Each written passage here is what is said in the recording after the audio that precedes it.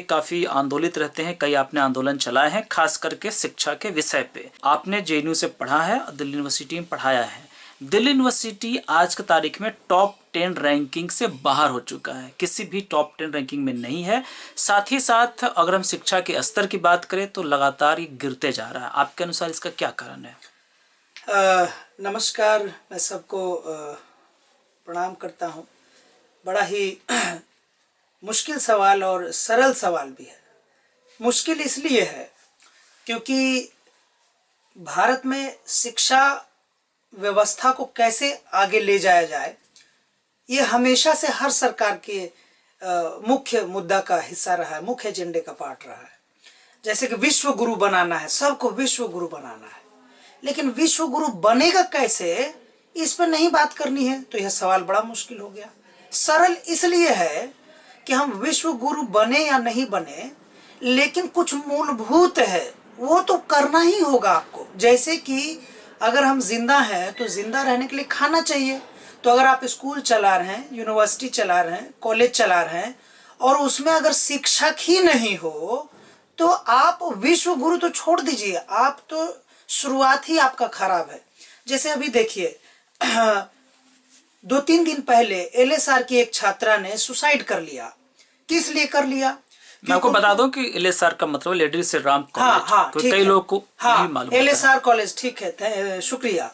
LSR का मतलब है कि एलएसआर दिल्ली विश्वविद्यालय, लेडी श्री राम कॉलेज दिल्ली विश्वविद्यालय, मतलब भारत की राजधानी में केंद्रीय विश्वविद्यालय, सेंट्रल यूनिवर्सिटी है दिल्ली विश्वविद्यालय। उसके भीतर जो सर्व प्रतिष्ठित कुछ 10 चुनिंदा कॉलेज आते हैं, जैसे सेंट स्टीफेंस कॉलेज है, मिरांडा हाउस है, लेडी श्री राम कॉलेज है, एसएलआर है, लेडी श्री राम एलएसआर है। तो आप देख लीजिए, हिंदू कॉलेज है, किरोड़ीमल कॉलेज है, हंसराज कॉलेज है, तमाम सारे कॉलेज है।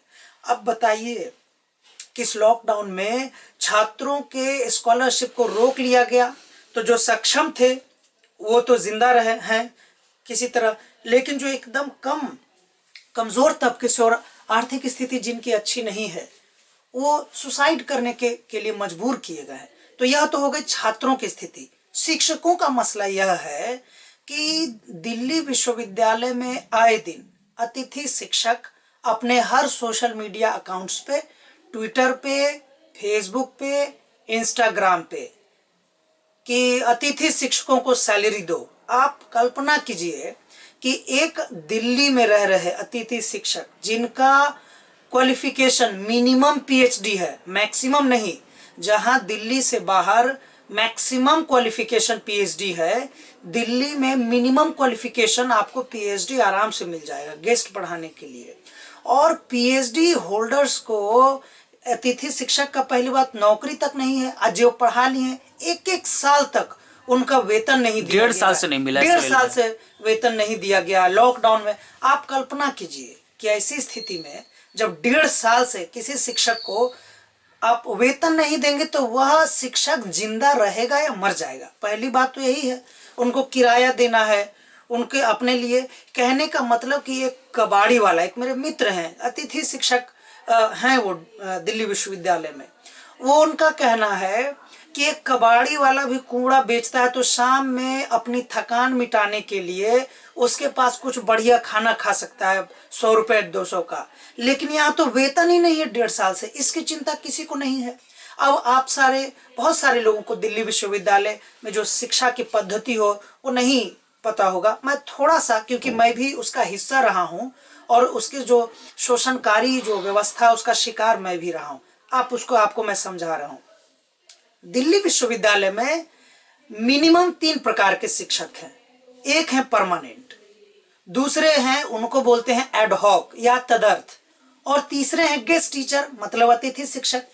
तो परमानेंट टीचर की हालत ये है कि बहुत साल पहले उनकी बहाली हुई, उसके बाद बहाली होती नहीं है, और उनका प्रमोशन अभी 13-14 साल बाद अभी शुरू हुआ है, वह भी हालांकि टोकन ही है, वो कितना हो पाएगा नहीं हो पाएगा वो अंत में अभी पता चलेगा। तो ये हुआ परमानेंट शिक्षकों की हालत कि एक तो वो भी बेचारे घिस घिस के अपॉइंट हुए, फिर 13-14 साल से उनको प्रमोशन नहीं दिया गया, चाहे वो कांग्रेस की यूपीए 2 सरकार हो या मोदी जी का 6 साल गुजर गया हो, केंद्र मोदी सरकार का गुजर गया हो। और दूसरा है एडहॉक का। एडहॉक में तदर्थ शिक्षकों की हालत ये है कि एडहॉक परमानेंट तो है नहीं, उनको कभी भी निकाला जा सकता है, निकालने के 1000 तरीके ढूंढे जा सकते हैं। एडहॉक बहाली में अनेक अनेक कारणों से किसी को एडहॉक मिल जाता है, किसी को नहीं मिलता है। वहां पे इतना जातिवाद, इतना परिवारवाद, इतना विचारधारा के नाम पे जो धांधली चल रही है एडहॉक नौकरी में ये है। अब वो शिक्षक क्या पढ़ाएंगे?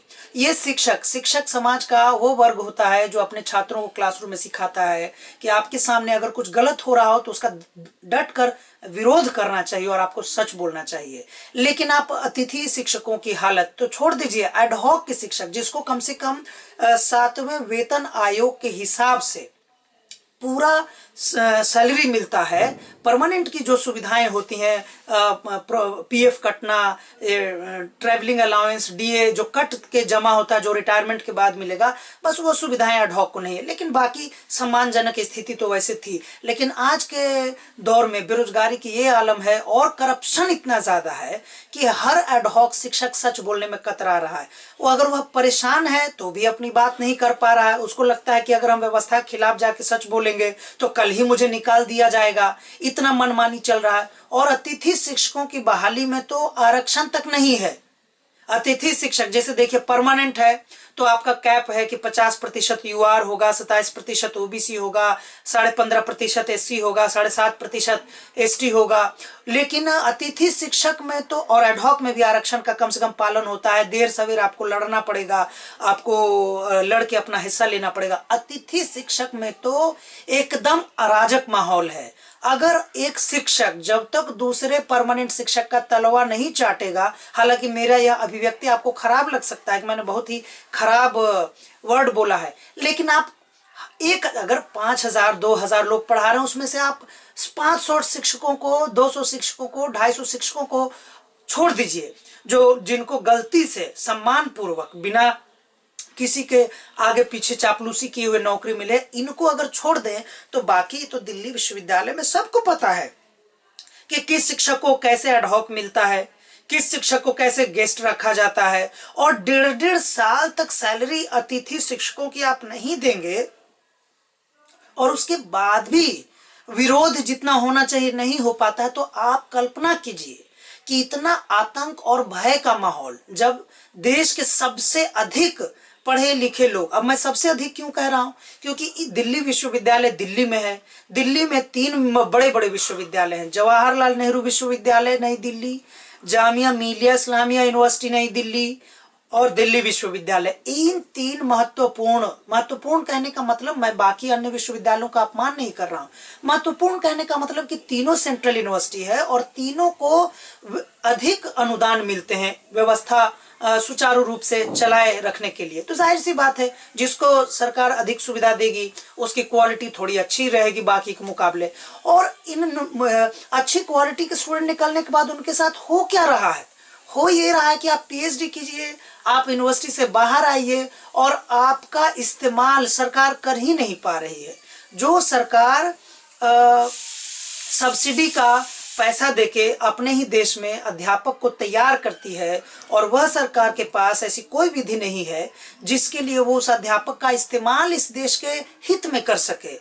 और उसमें बड़ी भूमिका सरकार से भी कम और शिक्षकों से भी ज्यादा है, क्योंकि जो बड़े बड़े विभाग के हैं लोग, वहां पे इतना ज्यादा पावर, पॉलिटिक्स, जान पहचान, जाति की राजनीति, धर्म की राजनीति, तमाम सारे सड़ांध जिसके खिलाफ, जिसके विरोध में कभी शिक्षक क्लास में बोला करते थे, आज शिक्षक समुदाय खुद उसी के शिकार हो रहे हैं।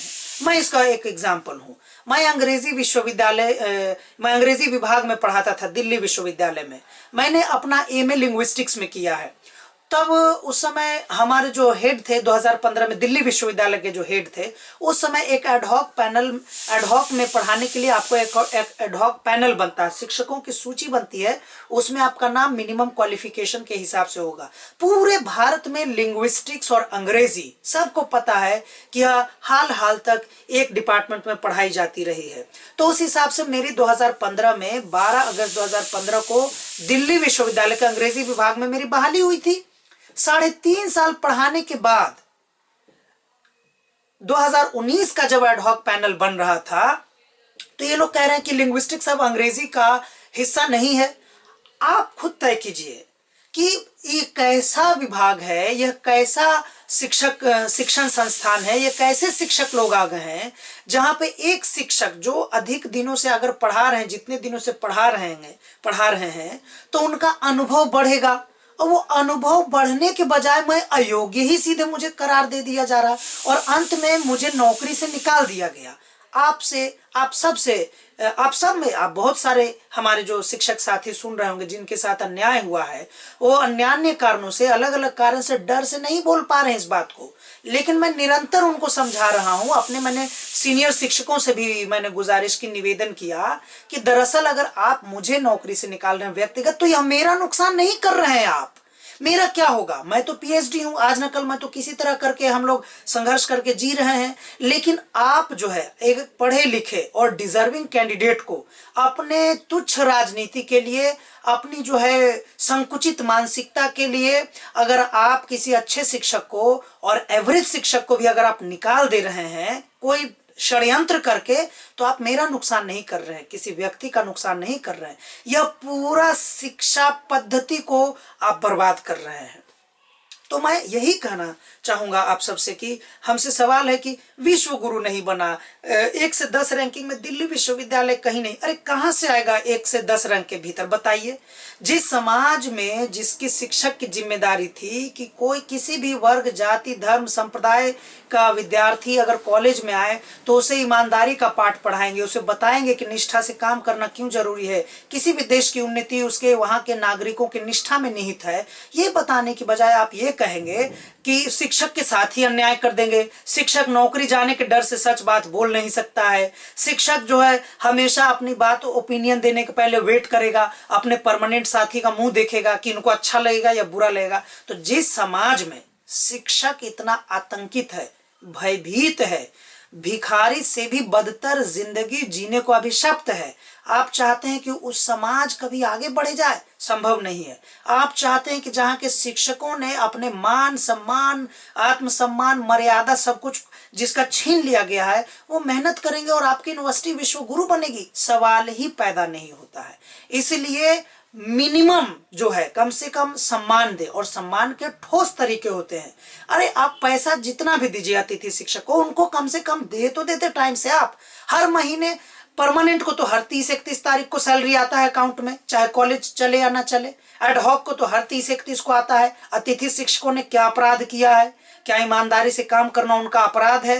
क्या किसी भी उनके जान पहचान का यूनिवर्सिटी में ना होना उनका अपराध है? और उनको 1.5 साल सैलरी रोकी गई है। ये कहाँ का न्याय है? और शिक्षक समुदाय इस पर नहीं चिंतित है, और शिक्षक समुदाय भी इसी समाज का हिस्सा है। तो मैं यही कहना चाहूंगा कि हम सब पे जिम्मेदारी है कि जो भी शिक्षक हैं या लाइन में लगे हुए हैं या बन गए हैं या बनने की कामना करते हैं, उन सब से मेरी गुजारिश है कि आप सच बोलिए, जहां गलत है गलत कहिए, जहां सही है उसकी प्रशंसा कीजिए। दुर्भाग्य से मुझे प्रशंसा के मौके इतने कम मिल रहे हैं कि मैं चाह के भी प्रशंसा नहीं कर पा रहा हूं। मैं आप सबसे गुजारिश करता हूं कि हम सबको योगदान देना होगा साथ मिलकर। धर्मराज जी, आपने बहुत कुछ बातें कह दी है। आपने हायर एजुकेशन की बात की, दिल्ली यूनिवर्सिटी की इतनी सारी बातें आपने रख दी है कि अब इससे मैं सवाल नहीं कर रहा हूँ, दूसरे वीडियो में कभी पूछूंगा। लेकिन एक सवाल मैं फिर जरूर पूछना चाहूँगा कि आपने कहा कि अतिथि शिक्षकों को 1.5 साल से सैलरी नहीं मिली है। ये तो हायर एजुकेशन की बात हो गई, जब बच्चा ग्रेजुएशन या मास्टर पढ़ेगा। प्राइमरी टीचर की हम बात करें, सरकारी प्राइमरी टीचर की, तो उत्तर प्रदेश और बिहार 2 स्टेट की मुझे जानकारी है। मैं तीसरा स्टेट के बारे में नहीं पूछ रहा हूँ, मेरी जानकारी उतनी नहीं है। यहाँ भी मैं देखता हूँ कि शिक्षकों को 6 महीना से और 1 साल से सैलरी नहीं मिलती है। अब कोई ऐसा भी शिक्षक हो सकता है कि जिसकी अपनी ज़मीनें हो, अपने जो परिवार हो आर्थिक रूप से सुदृढ़ हो, तो 6 महीना सैलरी ना मिले तो वो सस्टेन कर सकते हैं। लेकिन कोई एक ऐसा व्यक्ति जो बिल्कुल नीचे से उठ करके, हो सकता है भूमिहीन मजदूर का बेटा हो, भूमिहीन किसान का बेटा हो, मजदूर का बेटा हो, और वो टीचर बन गया, उसके पास एक शिक्षक है, ईमानदारी से काम कर रहा है, और तब उसको 6 महीने से सैलरी नहीं मिल रही है, तो एक प्राइमरी एजुकेशन भी बर्बाद हो रहा है। इसका क्या कारण आप देखते हैं? क्या ये कारण है कि वहाँ गरीब के बच्चे सरकारी स्कूल में पढ़ रहे हैं? हाँ, ऑफ कोर्स है। देखिए, मैं इसको ऐसे कहूँगा कि भारत की आज़ादी के पहले जब आरक्षण जैसी चीज़ नहीं थी, तब भी बाबा साहब भीमराव अंबेडकर पढ़ने गए, उन्होंने शिक्षा लिया, उच्च शिक्षा लिया, और भारत के जो सबसे बड़े देश निर्माताओं की सूची बनेगी तो बाबा साहब का स्थान उसमें सर्वश्रेष्ठ है, सबसे ऊंचा रहेगा, हमेशा रहेगा। उन्होंने शिक्षा पे क्या कहा? उन्होंने शिक्षा, जो समाज के दबे कुचले, खुद दलित समाज से आते थे, लेकिन वो इतने ऊपर कैसे चले गए? कारण क्या है कि शिक्षा के कारण। इसीलिए अंबेडकर साहब खुद कहते थे कि शिक्षा शेरनी का दूध होता है, जो पिएगा वही दहाड़ेगा। तो यहाँ दहाड़ने का मतलब क्या था? दहाड़ने का मतलब है कि सच के लिए बोलेगा। शिक्षा ऐसी शक्ति है कि आपको सच बोलने के लिए किसी भी धन, बल या कि गुंडागर्दी या बदमाशी की जरूरत नहीं है। आपको लगता है कि आपको सत्य, आप जानते हैं, आप सच बोलते हैं, उससे सुधार होगा, तो आप बोलिए, और यह शिक्षा से ही संभव है। अब सवाल है कि शिक्षा किसको मिल पा रहा है? प्राइमरी स्कूल की आपने बात की, मैं भी सरकारी स्कूल से, बिहार के एक सरकारी स्कूल संदलपुर मध्य विद्यालय का छात्र रहा हूं। मैं तो मानता हूं कि पूरे भारत का सबसे घटिया कोई मध्य विद्यालय सुविधा के मामले में अगर कोई था तो मेरा स्कूल था, जहां पे हमारे महिला शिक्षकों को, मैडम सबको वॉशरूम तक जाने के लिए 1-1 घंटा, 2-2 घंटा वेट करना पड़ता था। और हमको बचपन में बोलती थी कि बेटा जाओ तो जरा सा देखो तो कोई उनके फलाने के मकान में कोई नहा धोआ तो नहीं रहा है किराएदार। तो वो बेचारी देख, हम जाते थे, मैडम को बताते कि नहीं मैडम अभी तो कोई नहीं है वॉशरूम के पास, तब बेचारी जाती थी और आती थी। और मैं अनिल जी आपको मैं बता दूं कि वो मैडम सब काफी पढ़ी लिखी थी। देखिए स्टैंडर्ड पुराने समय, फिर भी मतलब अचानक से पतन नहीं हुआ शिक्षा में। मैं जब स्टूडेंट था 95 में, 96 में, 97 में, प्राइमरी स्कूल में था मैं 94 में, तो मैंने क्या देखा कि हमारे शिक्षक शिक्षिकाएं कम से कम काफ़ी पढ़े लिखे थे।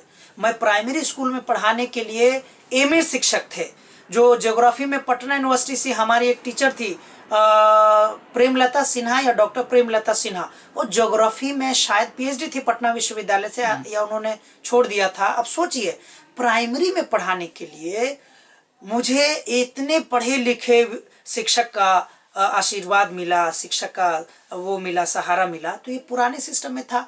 ये बढ़ने के बजाय दिन प्रतिदिन ये घटता गया। हालत यह है अभी के समय में कि पूरे भारत के सबसे प्रबुद्ध शिक्षकों का जमावड़ा समूह बेरोजगार है, रोड पे टहल रहा है। प्राइमरी स्कूल से लेके मिडिल स्कूल से लेके हाई स्कूल तक पोस्टें खाली हैं, सारे पद खाली पड़े हैं। रजिस्टर भरने के लिए एडमिशन तो हो रहा है, लेकिन जब बताइए एडमिशन हुआ, बच्चे 3 साल में पास कर गए, लेकिन उनसे उनके 5 शिक्षक का नाम पूछिए, एक शिक्षक का नाम पूछिए कि ऐसा एक शिक्षक का नाम बताइए जो आपको लगता है बड़े प्रभावित है, तो एक भी शिक्षक का नाम नहीं बता पाएंगे। अब सवाल है क्यों? अरे उनको शिक्षक मिलेगा तब तो शिक्षक का नाम देंगे। वहां पे तो सब खाना पूर्ति चल रहा है। अब यह चाहे बिहार का मसला हो, चाहे उत्तर प्रदेश का मसला हो, भारत के 2 सबसे बड़ी आबादी वाले राज्य उत्तर प्रदेश और बिहार में, जहां पे शिक्षा की ऐसी खराब हालत हो गई है। और ऐसा नहीं है कि लोग नहीं है, लोग तो काम करना चाहते हैं, सरकार के साथ जुड़ना चाहते हैं, लेकिन सरकार इतनी असंवेदनशील है शिक्षा के मुद्दे पर कि उनको न शिक्षकों से मतलब है, न उनको विद्यार्थियों से मतलब है। ये भूल जाते हैं कि यही विद्यार्थी कल बड़े होकर देश के निर्माता है। इसी में से कोई आईएएस है, आईपीएस है, मुख्यमंत्री है, प्रधानमंत्री है, तमाम सारे लोग हैं। तो कहाँ से होगा? और गरीब, आजकल गरीबी की बात इन्होंने की, क्या ये गरीब के बच्चों के साथ षड्यंत्र है? इसका टोन वही है। ऑफ कोर्स षड्यंत्र है, लेकिन एक ये भी बात है कि भारत में जो सबसे गरीब, वंचित, तिरस्कृत, अपमानित किया हुआ जो समाज है, परिवार है, वह भी अपने बच्चे को, उसको भी अपने बच्चे को सरकारी स्कूल में भेजने का कॉन्फिडेंस नहीं रह गया है। और वो बेचारे भेजते हैं, लेकिन दिन भर यही मन में प्रयास करते हैं कि अपने बच्चों को प्राइवेट स्कूल में भेजें। मेरा सरकार से सवाल है, या निवेदन भी इसको आप समझ लें, कि जो शिक्षक प्राइवेट में रात दिन मेहनत कर सकता है और उसकी सैलरी कोरोना वायरस जैसे आपातकाल के समय में काट ली जाती है, बहुत सारे लोगों की नौकरी चली गई। अतिथि शिक्षक, दिल्ली विश्वविद्यालय के अतिथि शिक्षकों को 1.5 साल से सैलरी नहीं दिया गया। तो क्या इन सारे लोगों को सरकार नौकरी नहीं दे सकती है? एकदम दे सकती है, क्योंकि उसके लिए सिर्फ और सिर्फ एक चीज चाहिए। भारत में पैसे की कभी कोई कमी नहीं रही है। शशि थरूर ने अपनी किताब में तो सीधा लिखा है कि अंग्रेजों के आने के पहले भारत का अपना रेवेन्यू जनरेशन 23% था, जनरेशन था। बाकी तो छोड़ दीजिए, अंग्रेज आए, लूट के गए। भारत में जो भी बाहर से आए, इतना लूटपाट करके लेकर चले गए, जिससे उनकी इकोनॉमी रन कर गई, चल कर गई, फिर भी हमारा देश आज तक चल रहा है। इसका सीधा मतलब है कि भारत में संसाधन, चाहे वह मनुष्य या मानव संसाधन के हिसाब से हो या धन धान्य संसाधन के मामले में हो, संसाधन की कमी भारत में कभी नहीं रही है।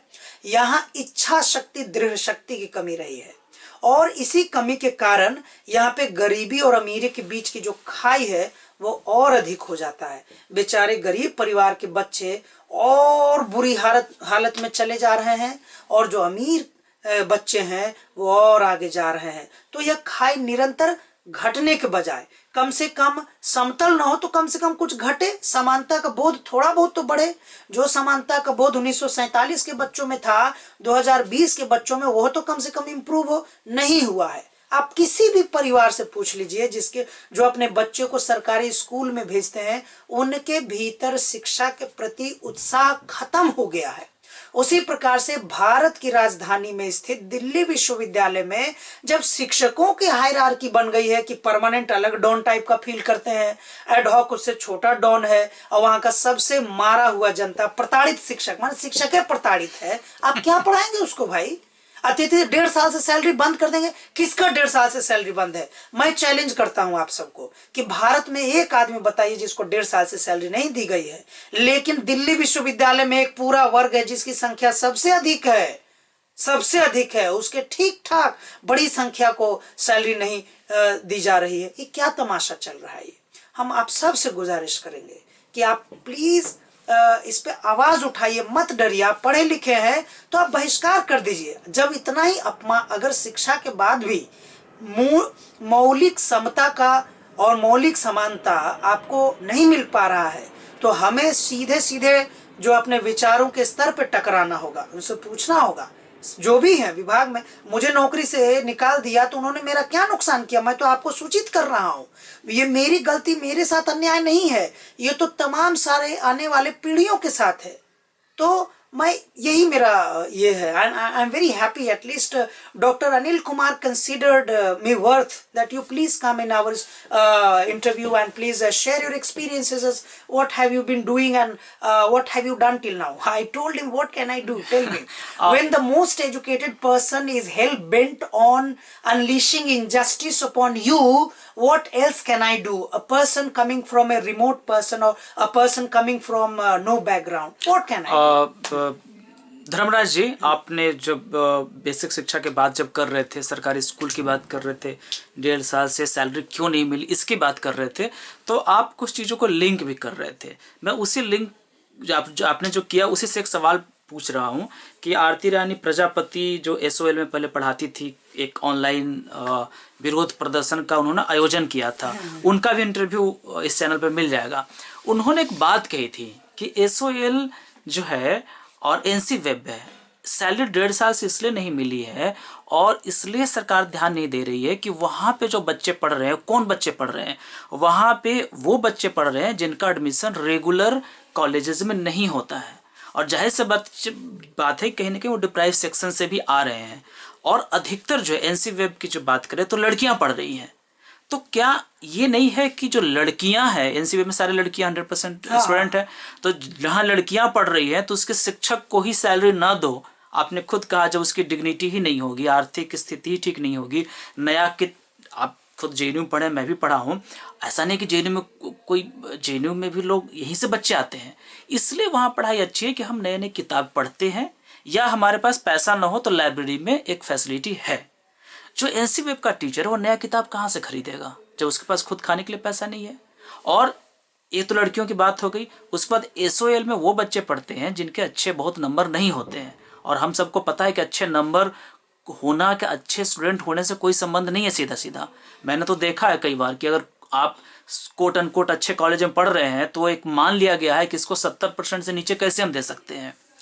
तो आर्थिक, सामाजिक और लैंगिक जो डिप्राइव बच्चे हैं वो एसओएल और एनसीबी में पढ़ रहे हैं, और उन शिक्षकों के साथ ये भेदभाव हो रहा है। क्या आप देखते हैं कुछ लिंक है इसमें?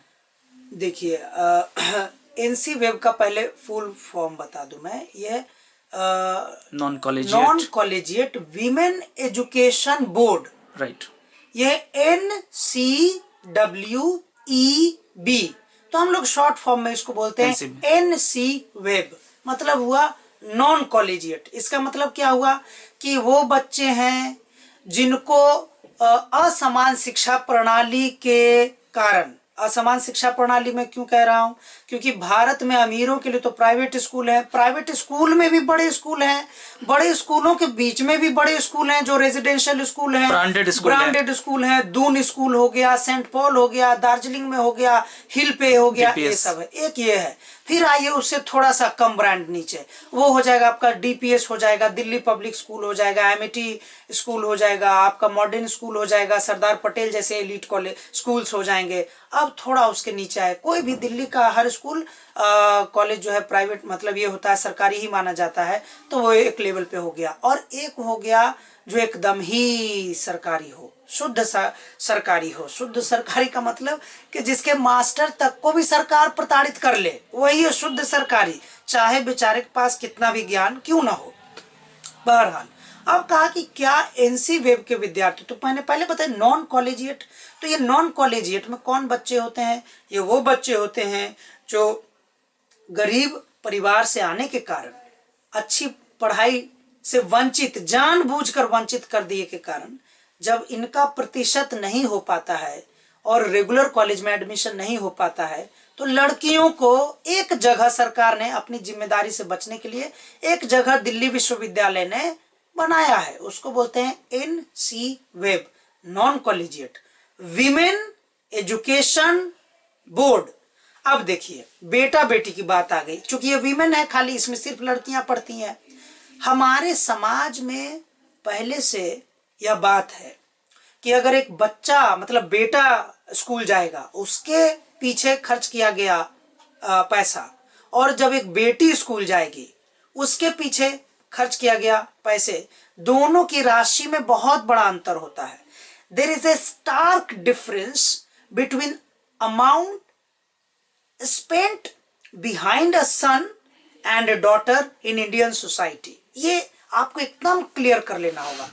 आश्चर्य मुझे होता है कि पहले मुझे लगता था कि यह सिर्फ हमारे कम पढ़े लिखे लोगों के बीच में, या बिहार में, या उत्तर प्रदेश में होता है। आप कल्पना कीजिए कि लड़कियों को पढ़ाने वाले शिक्षकों का वेतन रोक करके सरकार क्या संदेश देना चाहती है। जाहिर सी बात है, वहां पे वाइस चांसलर सरकार नियुक्त करती है, वहां पे जितने भी कर्मचारी हैं सरकारी है जो सैलरी रोक के रखे हुए हैं, जो सैलरी नहीं दिए हैं। क्या संदेश, क्या वो सीधा संदेश देना चाहते हैं कि हम लड़कियों को नहीं पढ़ाना चाहते हैं इसलिए उसके मास्टर को पैसा नहीं देंगे? यही हुआ ना जी इसका मतलब। तो जब आप लड़कियों के मास्टर को पैसा रोक देंगे तो लड़कियों ने क्या अपराध किया है, इस देश के बच्चियों ने क्या अपराध किया है?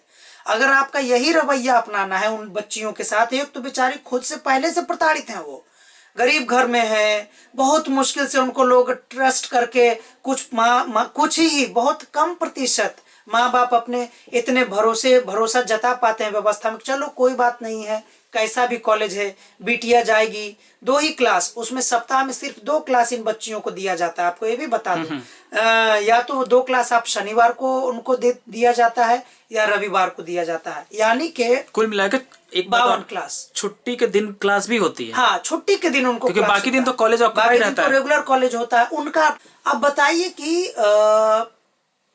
एक सिस्टम है जो 365 दिन में आप जो है 8 महीना एक बच्चे को पढ़ा रहे हैं, और दूसरा बच्चा को उसी सिस्टम में उसी देश में, इसीलिए उसको आप सिर्फ 52 क्लास गिन के दे रहे हैं, है ना। 26 एक सेमेस्टर में 26 क्लास, एक सेमेस्टर में 52 दूनी 104। आप बताइए कि एक को आप 8 महीने पढ़ाएंगे या 12 महीने पढ़ाएंगे, सब कुछ उनको सुचारू रूप से चलेगा, उनको साल भर लाइब्रेरी एक्सेस रहेगा, साल भर उनको टीचर दिया जाएगा, साल भर उनका कॉलेज का बिल्डिंग रहेगा, साल भर उनकी परीक्षा टाइम से ली जाएगी। और दूसरी तरफ वो बच्चियां हैं, वो छात्राएं हैं जिनको 365 दिन में सिर्फ गिनकर, अगर सब कुछ ठीक चला तब 104 दिन का क्लास है, 104 घंटा। इन बच्चियों ने क्या अपराध किया है? मैं इस व्यवस्था से यही आप सबसे पूछना चाहता हूँ, क्या आप ये कहते हैं कि उन बच्चियों का जीने से अच्छा था कि उनकी भ्रूण हत्या ही हो जाती? आप उनके मास्टर का सैलरी रोक के क्या संदेश दे रहे हैं? ये हर बार देखता हूं मैं, हर 10 दिन में अतिथि शिक्षक बेचारे तख्ती और प्ले कार्ड और ये लेके विरोध करते पाए जाते हैं। बताइए ना कि जो शिक्षक को आप भिखारी बना दिए हैं, अरे पैसा तो उनको बिना मांगे सरकार को दे देना चाहिए। अभी तो बढ़ाने की बात नहीं हो रही है। बताइए, दिल्ली वैसे शहर में जहां पे एक छोटे से कमरे का किराया और खाने पीने का खर्च मिनिमम 10-12 हजार है, 15 हजार है, वहां पे आप महीने में अगर किसी को कितना हुआ 2 क्लास माने 8 हजार, अतिथि शिक्षक का 8 हजार रुपया, जहां खर्च है 10-12 हजार, वहां आप शिक्षक को मात्र 8 हजार का काम दे रहे हैं। ये किसको आप बर्बाद कर रहे हैं? आप सबसे मैं पूछ रहा हूँ, आप किसको, आपको लग रहा है कि आप उस शिक्षक को बर्बाद कर रहे हैं? ठीक है, वह शिक्षक तो बेचारे, बहुत सारे शिक्षक सुसाइड कर रहे हैं, कोई मर जा रहे हैं, किन्हीं की जिंदगी बर्बाद हो रही है, कोई तो बहुत सारा ज्ञान है उन्होंने अर्जित किया और देना चाहते हैं, शेयर करना चाहते हैं, कम से कम जरूरत की आशा रखते हैं, वो भी आप नहीं दे पा रहे हैं। कम से कम जो कमाया है वो तो दे दीजिए आप। उनका सैलरी रोक के आपको क्या मिल रहा है? ये शिक्षकों के, अतिथि शिक्षकों के एक मुश्त पैसे को बैंक में रोक कर सरकार उसका इंटरेस्ट रेट ले रही है। अरे आप उस इंटरेस्ट रेट का, बाकी के इंटरेस्ट को आप कितना नुकसान कर रहे हैं, वो आपने कभी सोचा है? सोचिए, इस पे आप जरूर सोचिए। धर्मराज जी, आपका बहुत बहुत धन्यवाद। आपने बहुत सारे विषयों को छुआ और आप जो शिक्षा व्यवस्था है उसकी जो बात कर रहे थे, इसमें निश्चित रूप से जो वंचित समुदाय है, चाहे प्राइमरी स्कूल हो चाहे कॉलेज हो, यहाँ तक कि दिल्ली यूनिवर्सिटी जो कि देश की राजधानी में, वहाँ तक भेदभाव हो रहा है। और मुझे लगता है कि इसके लिए जो जिम्मेदार लोग हैं, हर कोई जिम्मेदार है, चाहे वो राजनीतिक पार्टियां हो, चाहे प्रबुद्ध लोग हों, चाहे खुद को बुद्धिजीवी कहने वाले लोग हों, शिक्षक ही करप्ट हो गए, और शिक्षक ही करप्ट हो गए। मैं बोलने वाला था, मैं जस्ट बोलने वाला था, चाहे वो डूटा क्यों ना हो। डूटा का फुल फॉर्म है दिल्ली यूनिवर्सिटी टीचर्स एसोसिएशन हो, चाहे जवाहरलाल नेहरू टीचर्स एसोसिएशन हो, या कोई भी किसी भी यूनिवर्सिटी का हो।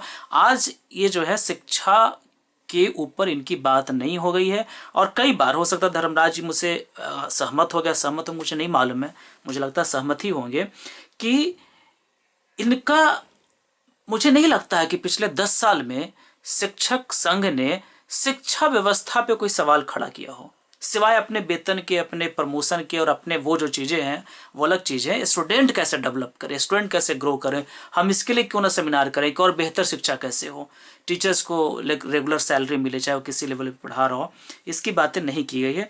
धर्मराज जी, आपको बहुत बहुत धन्यवाद। हम फिर मिलेंगे किसी दूसरे विषय पर। शुक्रिया।